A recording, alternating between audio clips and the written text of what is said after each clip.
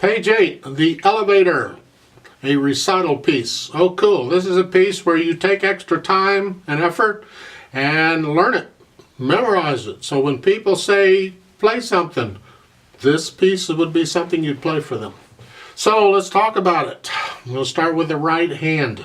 Hands are moving around all over the place, but if you understand the chords, which you're supposed to, this piece is actually not too bad. In the right hand, now this is in the key of F major, so all the B's are automatically B flat, because we've been in the key of G with an F sharp. Yeah, okay. The first line on page 8, the right hand comes in on the second measure. You see the RH with the line, that's telling you use the right hand for that. It's here, because you're in bass clef. It's an F chord. And then the left hand will do the next measure, and then the right hand does the next measure. It's got an 8 VA over it, so it's written here, but you're going to play it here. It's an F chord. You're playing the same notes, they're just in different octaves. And then the 8 VA stays for the second line, so you're going to stay up there. Then in the third line down, you're going to start with a C. It's an F chord again. You're just going down. Then the left hand plays the next measure, and then the right hand does what it did in the first line, going down. And then you stay down there, right? Because it's a bass clef. And then they introduce the treble clef back in. So at the top of page 9, you're here. B flat, B flat. Remember, we're in F major, so it's B flats.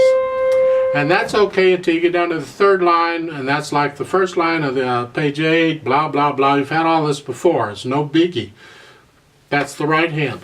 I went over that pretty quickly because I really want to get to both hands together. The left hand is doing a lot of the same stuff the right hand did, except it's got chords to, because the right hand has melody in a lot of it. So like in the first line, the left hand starts off with the F chord down here, and the right hand plays the next measure, and then the left hand comes up here. It's got the LH for left hand and the third measure here. And then you're staying up here because it's treble clef now in the bottom staff. So you're here, and the chords, and then you go back down, and then the last line on page 8 is chords again. Whoopie-doo. And then at the top of page 9, you're up here. It's basically the same chords, just in different places. Obviously, you're going to have to look down at the keyboard quite a bit for this piece. Look at page 9. These are tied.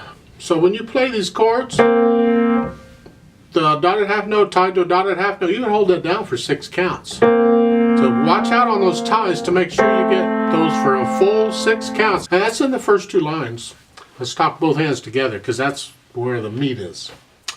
That first line. The left hand gets the first measure, right hand gets the second. You're going to cross over to get the third, and then the right hand gets the fourth.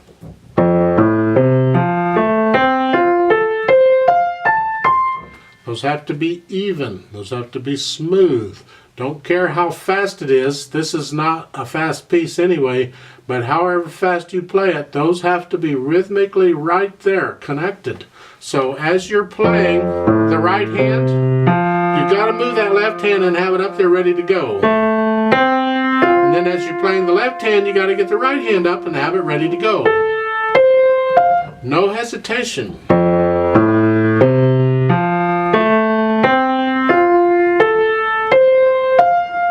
So you're ready to go. So you're thinking ahead all the time. Yes, I'm looking down at the keyboard at that. It's not hard to memorize the first line. So then once I'm here, then I can look up and see where I'm at. I'm here. Well, I'm in this position, so going to the second line's easy. I'm here. And then I don't have to look at the keyboard for the second line. I'm not moving around. Third line, I'll have to look at the keyboard again because now I'm going to go back down. Left hand cross over. Just make sure your hand's in position down there. And then once I'm here for the last line, that's in this position, so I don't need to look down for that. Now going from page 8 to page 9, I'm moving, so yes, I gotta look down because both hands are gonna move, so I'm gonna go to here. I'm going from this position to this position. They're both F positions, just an octave apart. You gotta do it fairly quickly because there's no rest. It's okay to cut the last note on page 8 a little bit short. It's the end of a phrase, it's the end of a sentence, and so you're going to start fresh on page 9, so you get a little bit of time to do that, but it's like just a fraction of a second. It's not very long because the beat goes on. You can't hesitate. Then page 9 works basically the same way as page 8. You're just the same kind of moves. So the piece really is pretty easy to memorize if you want to memorize it because there's a lot of repetition going on. So yeah, this would be a really neat piece. At the top you have andante. The box andante means, and I'm going to tell you, ready? Andante means kind of a leisurely pace. It's not slow. It's a little slower than moderato. It's like a stroll. It's just a nice gentle. How fast would you, if you're gonna just take a stroll, how fast would you step? Now, there's some words in this, and they say spoken. You don't sing them. You say going up, going down. It's like the elevator. I got the person in an elevator that runs the elevator that will say going up, going down. Okay, that's what this is.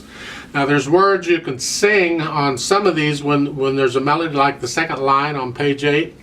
You can sing those words, but you're not going to sing them where it's written, because it's written here. Can you sing that high? Seriously? I don't think so. You're going to sing it in your range. You're just going to sing these notes. So if you might sing it down here, or if a guy, it might be here. Whatever it is, you're going to sing it in your range, even though the piano's playing it up here. So don't try and sing it where it's written. Now, as far as the dynamics go, you can follow the dynamics. They do move around a bit. On like the first line on page 8, there's no melodies, so the dynamics apply to everything. They applies to all those notes. But when you get to the second line, the melody's in the right hand, so the dynamics apply to the right hand. So if I'm on the second line, it says P. It doesn't matter that the P is down toward the bottom staff. That's not important. They put it down there because there's words there and there's not room. But it applies to the melody. So it's do the melody soft, and the left hand very soft or very, very soft. And then third line is MF again, and then fourth line is P again for the melody. And page 9, you can see the dynamic. They get these arrows now, the crescendo and diminuendo arrows, and this is a little bit tricky. At the top of page 9, the first line, you're starting out soft,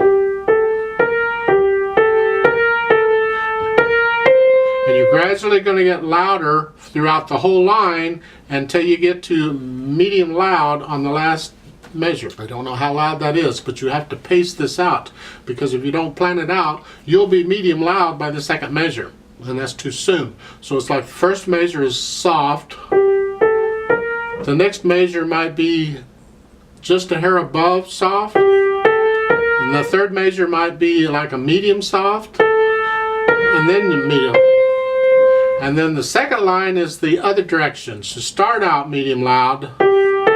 Next measure is a little softer, and then you're soft at the end.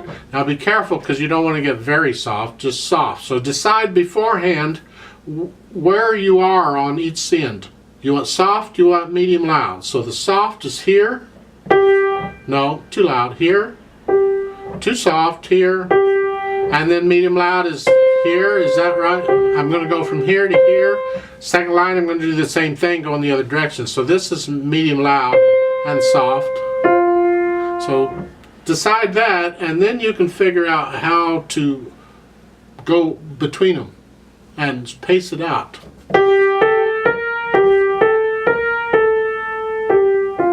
So try and work on those dynamics. It's really kind of cool when you get it.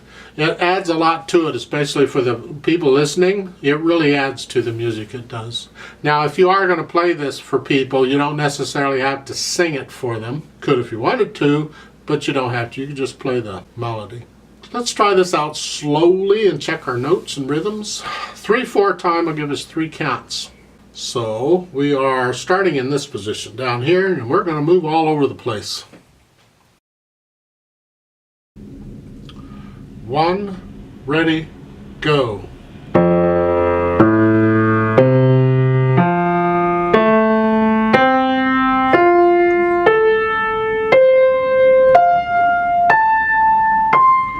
1, 2, 3.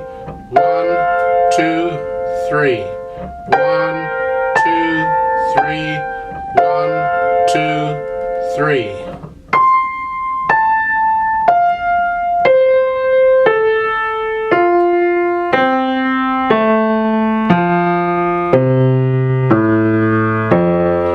1, 2, 3. 1, 2, 3. 1, 2, 3.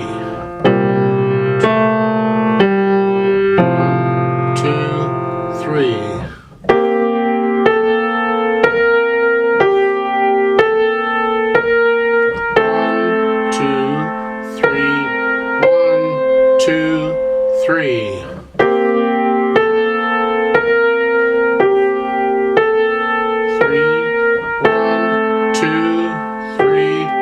1, 2, 3.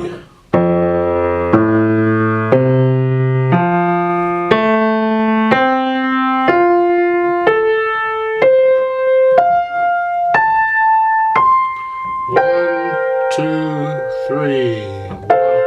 2, 3. 1, 2, 3.